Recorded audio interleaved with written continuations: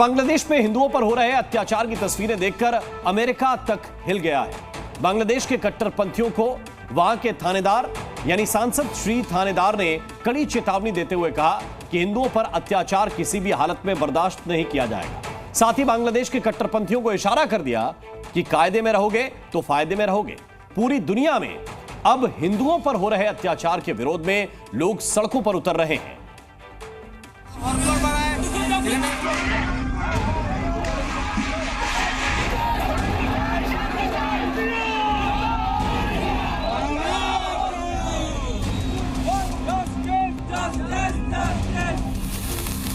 जलते बांग्लादेश में हिंदुओं की हो रही दुर्दशा को देखकर अब दुनिया के कोने कोने में बांग्लादेश के खिलाफ आवाज उठने लगी है।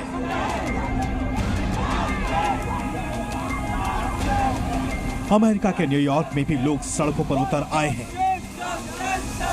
बांग्लादेश में हिंदुओं के साथ हो रही बर्बरता के खिलाफ पूरी तरह गुस्से में है। तो संयुक्त राष्ट्र में भी इस अत्याचार के खिलाफ आवाज उठ रही है। चाहे संत समाज हो, चाहे हिंदूवादी संगठन, हर कोई बुरी तरह आहत है। यही नहीं, भारतीय मूल के अमेरिकी सांसद श्री थानेदार का भी बांग्लादेश में हिंदुओं के खिलाफ हिंसा पर गुस्सा फूट पड़ा है। उन्होंने बांग्लादेश के कट्टरपंथियों को साफ साफ चेतावनी दी है और कहा है कि हिंदुओं पर हो रहे अत्याचार को किसी भी हाल में बर्दाश्त नहीं किया जाएगा। Atrocities in Bangladesh, the attacks on the minority Hindus is totally unacceptable. I am in touch with the State Department and authorities across the world. I am on top of it, and we will not stop until all of these things is addressed. आपको बता दें कि पिछले साल ही थानेदार ने America और दुनिया भर के अन्य हिस्सों में हिंदुओं और दूसरे धार्मिक अल्पसंख्यकों की आवाज उठाने के लिए हिंदू, बौद्ध, सिख और जैन अमेरिकी कांग्रेशनल कोकस की स्थापना की थी, ताकि जोरदार तरीके से ऐसे अत्याचारों का विरोध किया जा सके। We need justice for the minority Hindus and all these heartbreaking activities. This has to stop.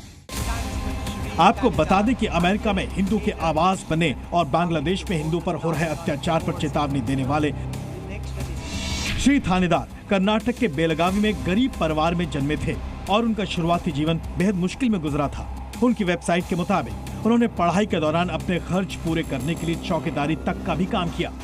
इस बीच भारत सरकार भी बांग्लादेश की स्थिति पर नजर बनाए हुए है। माननीय गृह मंत्री जी ने वहाँ ADG BSF के अध्यक्षता में एक उच्च स्तरीय कमेटी भी बना दिए हैं। आपको बता दें कि अब तक बांग्लादेश में पिछले 23 दिनों में 560 मौतें हो चुकी हैं, जबकि 5 अगस्त से अब तक 232 हत्याएं हुई हैं। 2 हिंदू संगठनों के मुताबिक 5 अगस्त के बाद से अब तक 52 जिलों में 205 हिंसक घटनाएं हुई हैं। बांग्लादेश के हिंदूवादी संगठनों ने भी शुक्रवार को अंतरिम सरकार के प्रमुख मोहम्मद यूनुस को एक चिट्ठी लिखी है। इस चिट्ठी में उन्होंने आंकड़े भी पेश किए हैं जिनमें हिंसा की घटनाओं का जिक्र है। हालत यह है कि यहाँ लोग बॉर्डर पार कर भारत में अपनी जान बचाने के लिए मजबूर हैं। तो दूसरी ओर हालत की गंभीरता को देखते हुए बांग्लादेश से सटी सीमाओं पर BSF किसी भी स्थिति से निपटने के लिए पूरी तरह तैयार है। ब्यूरो रिपोर्ट, जी मीडिया। Z News।